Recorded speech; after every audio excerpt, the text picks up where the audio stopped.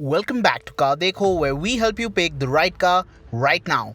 Right now, let's take a quick look at the new Honda Brio that has just been showcased in Indonesia. Let's get you all the details in 2 minutes. Let's go. Number 1. The all-new Honda Brio looks nothing like the car it replaces. The glass hatch door is out and the design is a lot more sober. It looks like a sibling of the Amaze and gets features such as 14-inch alloy wheels and a light guide in the headlamps. There's a sportier RS version as well that gets bigger alloy wheels and a sweet looking spoiler.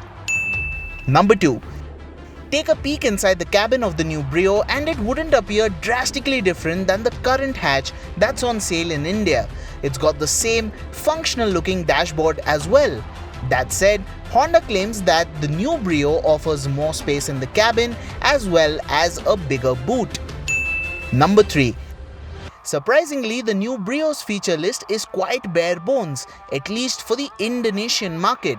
It gets goodies such as a 2-in music system, a digital AC, steering mounted audio controls, and a basic looking analog instrument cluster.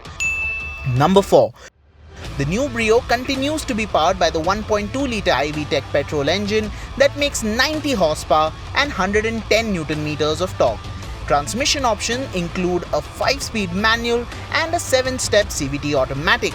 There's no diesel-powered option, at least for Indonesia. Number 5. While there's no confirmation from Honda India regarding the new Brio, the manufacturer could choose to launch the hatch in mid-2019. If Honda decides to launch the new Brio, prices could be in the Rupee 5 lakh to 7 lakh bracket. That's all you need to know about Honda's new Brio in just 2 minutes. If you haven't already, hit that subscribe button. Thank you so much for watching.